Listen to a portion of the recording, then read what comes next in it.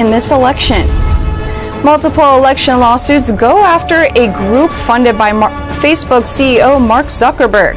They accuse it of enabling local elections to violate the Constitution. Some Trump supporters will be on the road for the next 2 weeks, traveling the East Coast to show support for the president and demand a fair election.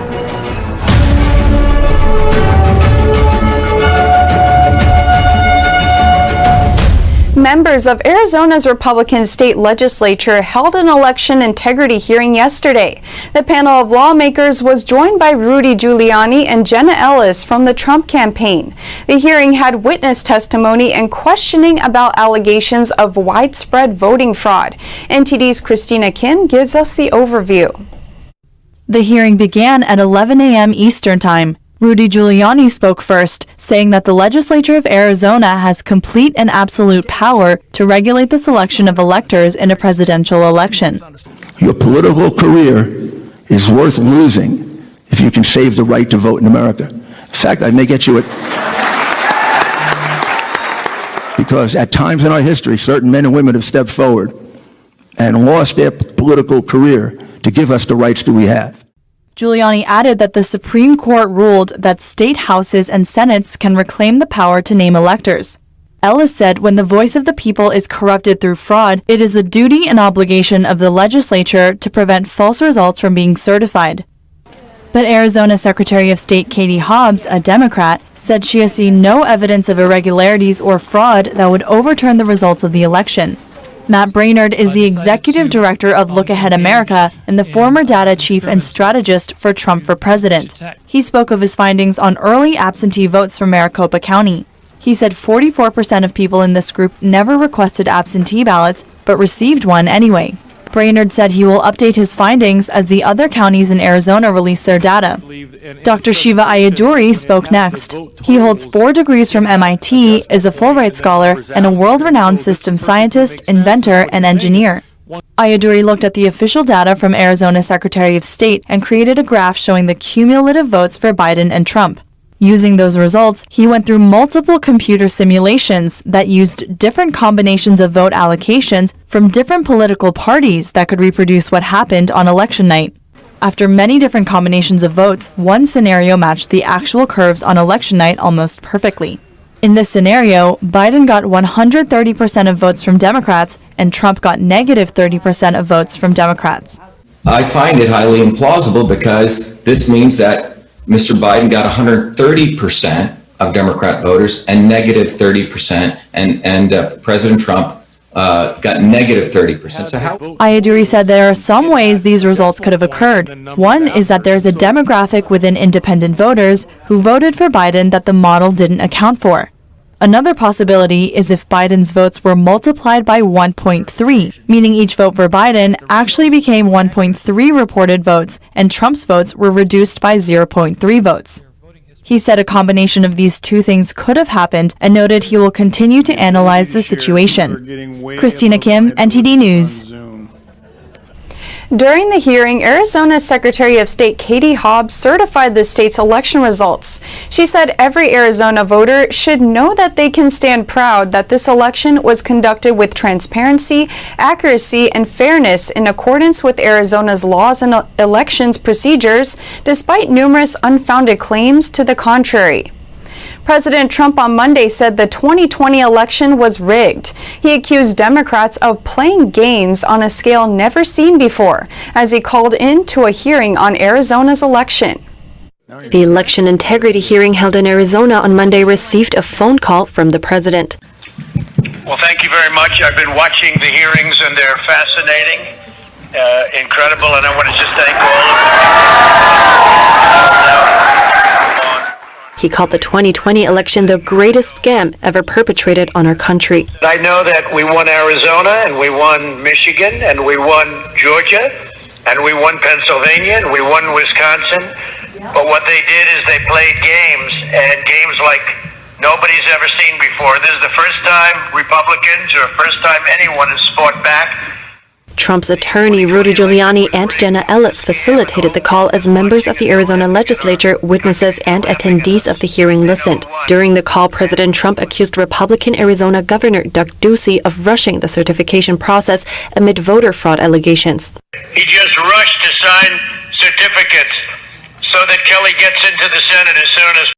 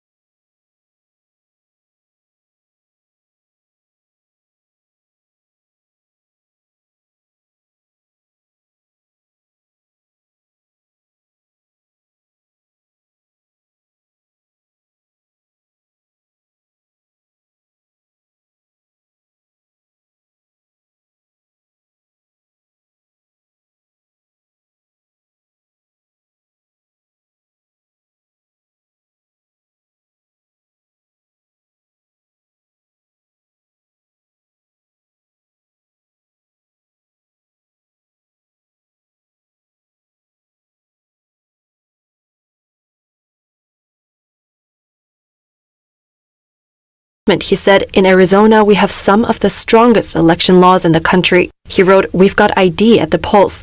We review every signature, every single one, on early ballots, by hand, unlike other states that use computers, prohibitions on ballot harvesting, and bipartisan poll observers." GOP Chairwoman Linda Brickman of Maricopa County says she personally witnessed Dominion machines switch votes to Joe Biden. She says herself and others who saw this were later threatened not to talk about it. No longer here. Maricopa County GOP Chairwoman Linda Brickman testified before members of the Arizona State Legislature. She said she personally observed votes for President Trump being tallied as votes for Democratic presidential nominee Joe Biden by Dominion machines.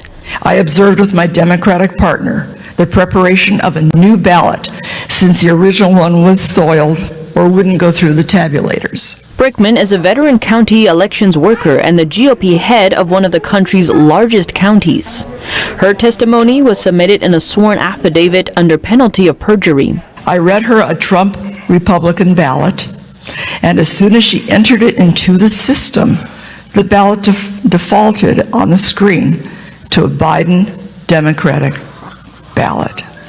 She remarked that when she reported the issue to election supervisors, others in the room also commented that they had witnessed the same manipulation. Brickman says she witnessed votes shift from Trump to Biden more than once when input into Dominion machines. She alleged that she was later threatened by election supervisors at the Maricopa County Tabulation and Election Center for speaking out about what she saw. She told the hearing many people were threatened. I'm here because I think this is our duty to speak the truth and hear the truth. Dominion CEO John Poulos this week in the Wall Street Journal denied all allegations against the company. Brickman alleges she also observed a number of other irregularities, like failure to correctly match signatures. Signature verification standards were constantly being lowered by supervisors in order to move more quickly and process the higher amount of early and mail-in ballots from the 15 points of similarities reduced to a minimum of 3. Lowered to 1, and ultimately none. Brickman recalled that she was told to just pass each signature verification through. She questioned the integrity of what she reportedly observed, stating this is not the way an election should be run. She also said ballots were passed through even though signatures on the envelope did not match the signature or even the name on the ballot. She says she witnessed different ballots allegedly showing the same handwriting on the envelopes. During a public hearing, lawmakers called for support of a resolution that would delay the release of Arizona's electoral college votes for the presidential election. The hearing was hosted by Trump lawyers Rudy Giuliani and Jenna Ellis. Witnesses and experts presented testimony on the state's mishandling of the November 3rd general election. Witnesses who worked at the polls noticed improper procedures in vote handling, and experts spoke Nếu tôi không tìm được một phương pháp này, tôi sẽ không bao giờ thành ability of voting machines. Others examined the possibilities of how votes were electronically manipulated to ensure a win for Joe Biden. Lawmakers are urging their colleagues to withhold the state's 11 electoral college votes. Arizona State Congressman Mark Finchem told reporters that they hope to have a resolution within the next 24 to 48 hours. A cybersecurity expert told the hearing that the Democratic Party of Pima County allegedly embedded 35,000 fake votes for every Democratic candidate. He previously testified at a Pennsylvania hearing.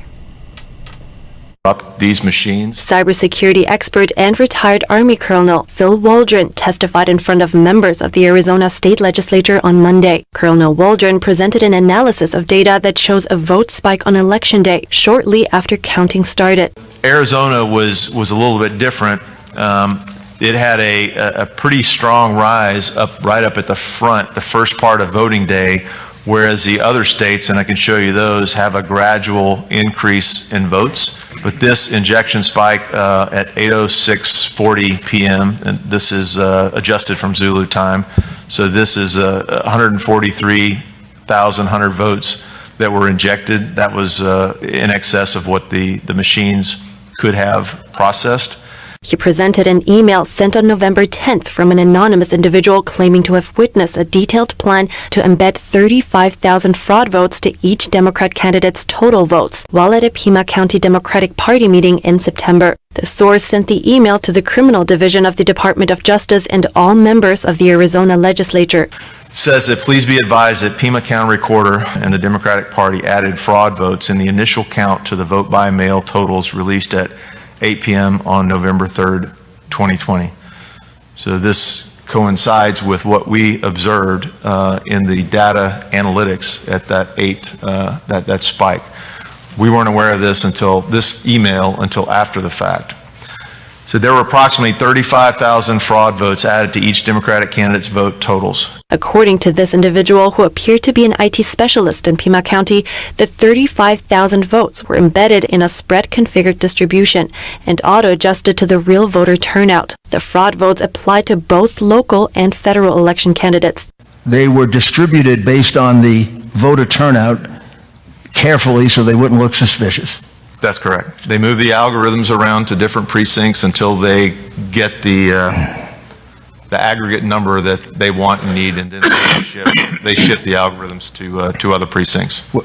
Did the Democratic candidates who got the benefit of those 35,000 false votes include Biden and Harris? According to this email, it was all local and federal races.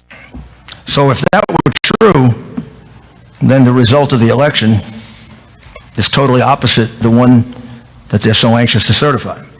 Colonel Waldron clarified that he hopes this anonymous individual would come forward and issue it as an affidavit, but as of now, the state legislature has been unable to identify the individual. He added that this allegation can potentially be proven through a full forensic audit of the machines used in Pima County.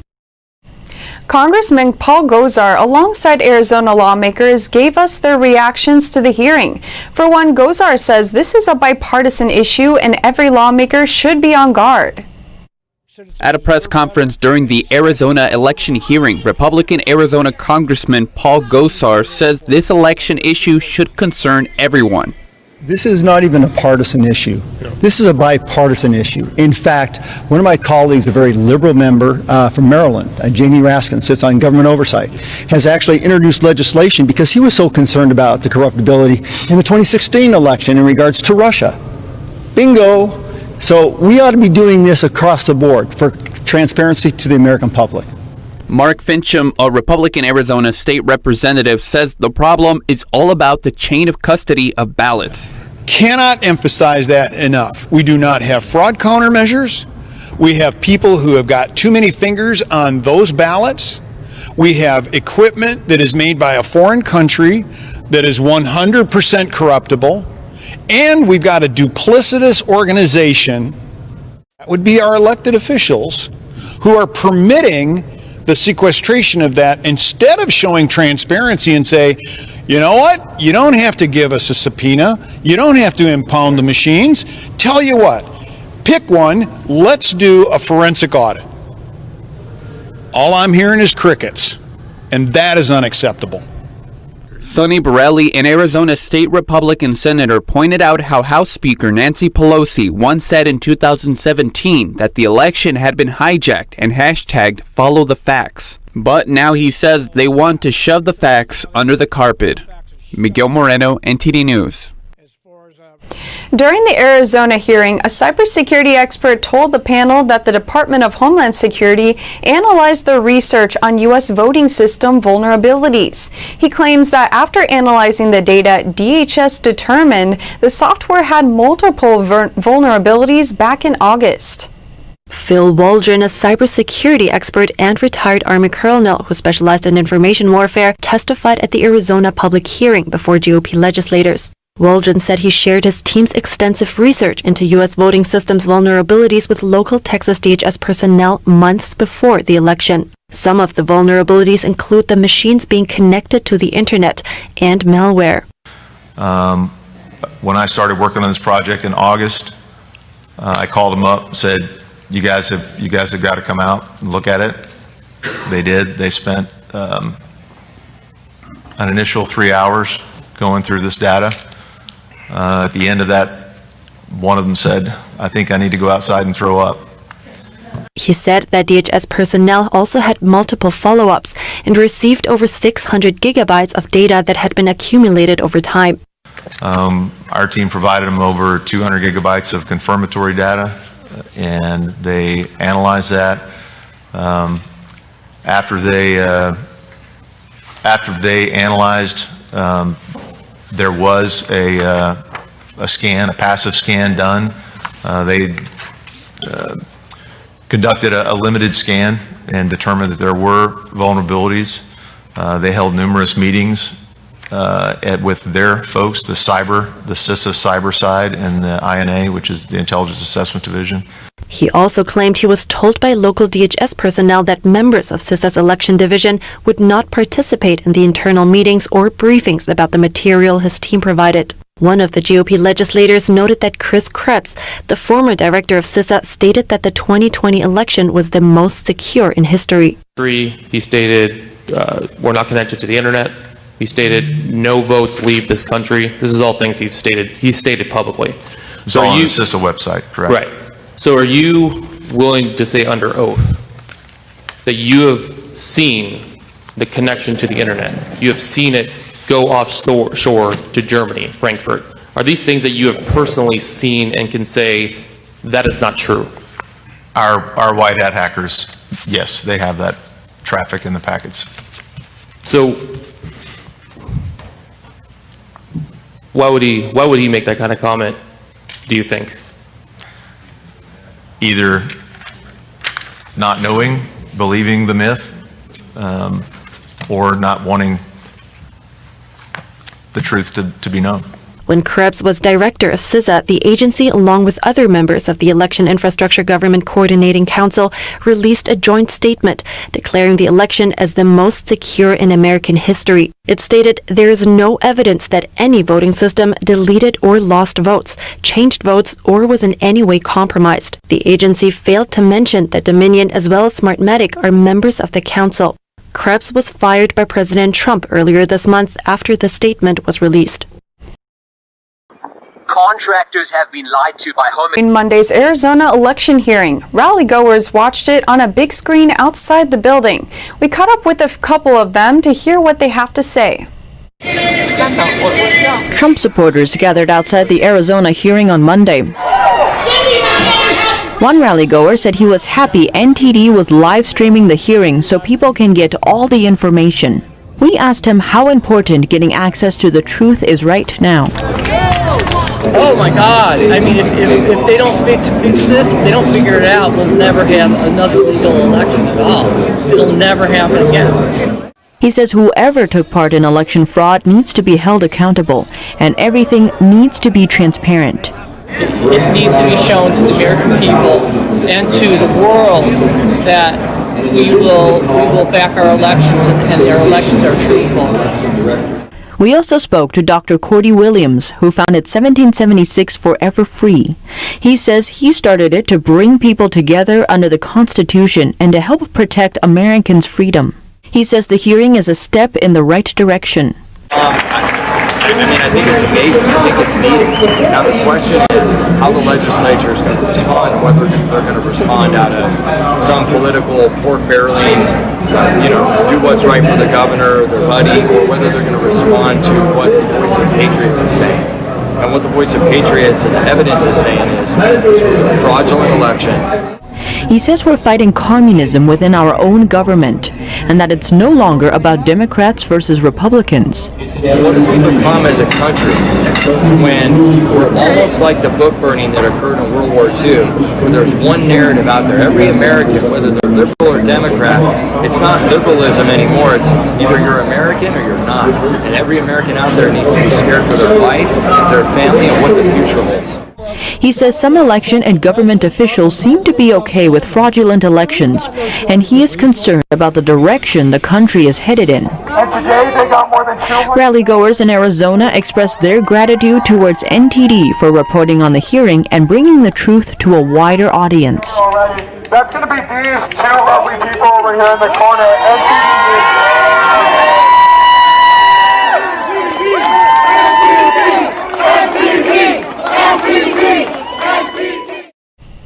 A Mark Zuckerberg-funded group is in the spotlight in election-related court cases. The group is accused of taking part in violating the Constitution in battleground states.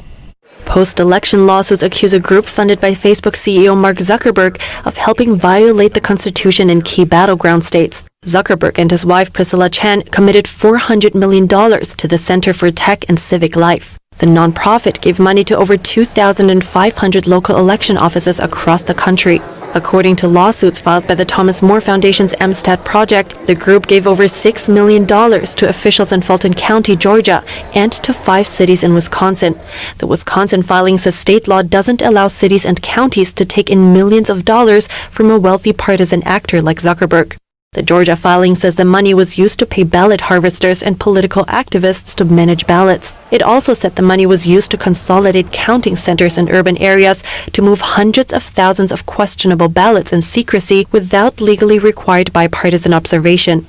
Amistad project director Phil Klein told the Epoch Times that in Pennsylvania, the money led to a 2-tiered system.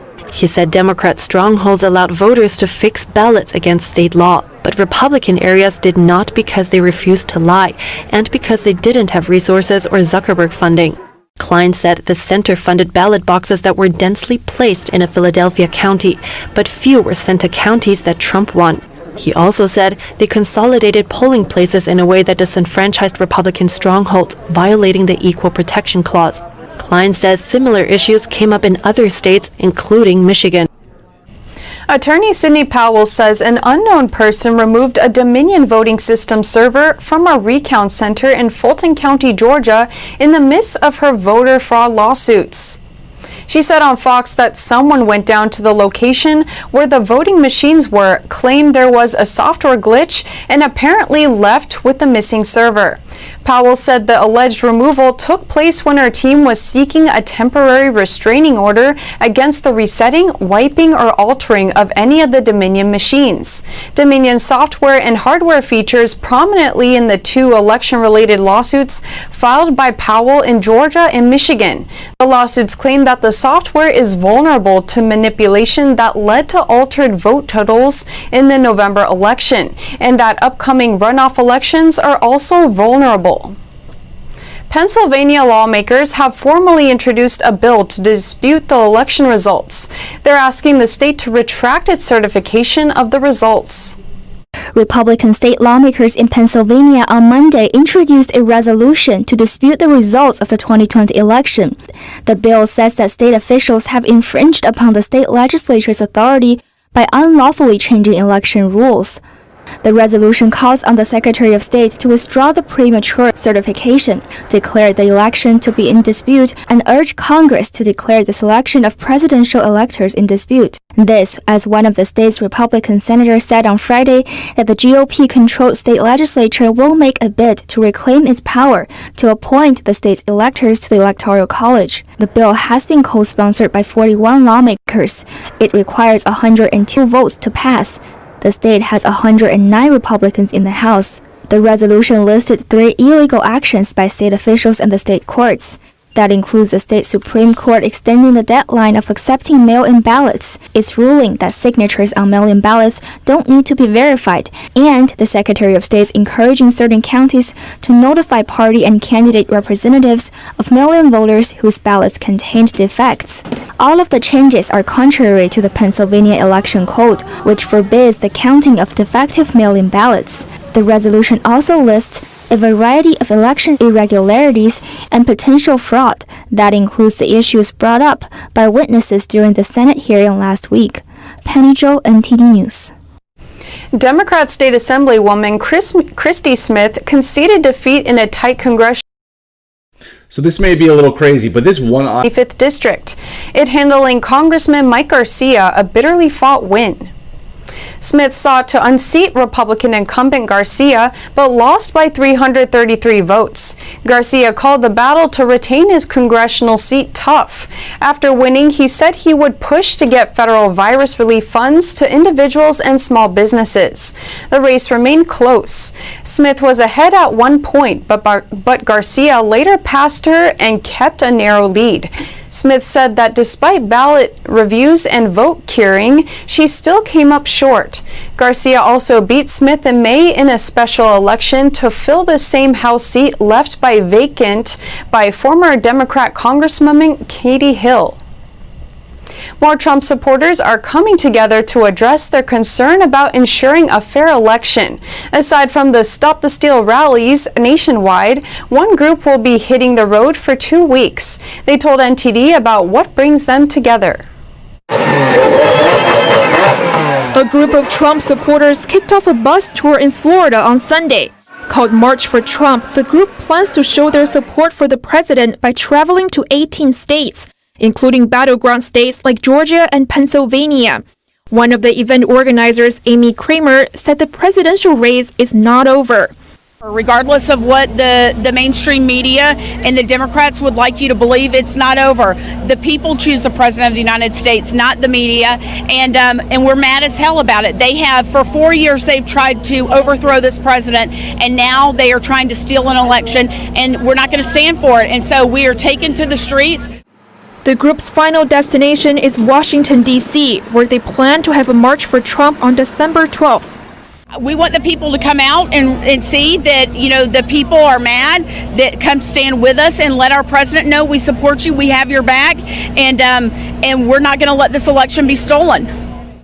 A veteran at the kickoff said having a fair election transcends political parties. Whether you're Republican or Democrat has nothing to do with it. What has to do with it is that your vote may not have counted. We may have been stolen. This election may have been taken away. Like many here, he thinks there should be an investigation to find out whether there was any election fraud. I take my right to vote very seriously, and to think for 1 minute that my vote may have been absconded by cheating in the ballot machines and people behind those machines, it scares me. A business owner from Florida is in one of the Stop the Steal rallies on Facebook. She believes she's censored. Do we live in communist China? I know they want us to. That's what's going to happen if Biden takes over. But we're fighting for this. We're fighting for this, and we're not going to let it happen. Also at the kickoff is a Floridian who immigrated from China over 2 decades ago. She said she stands for Trump because she wants to deter the influence of communism in the United States. We love America. We love Trump. So we have to stand up for this country. We want freedom. We don't want the United States to turn into China, where the government controls everything. A veteran said this could be the last fight for a fair election. If we don't fix it now, we will never, in the future, be able to have an honest election. The March for Trump group plans to stop by Wilmington, North Carolina this Tuesday. Reporting by Kevin Jia and Juliet Song, NTD News. And in Trenton, New Jersey, a group of Trump supporters gathered in the state's capital as part of the Stop the Steal movement. Some Trump supporters there said the outcome of the election will now be up to the courts, while one attendee told us what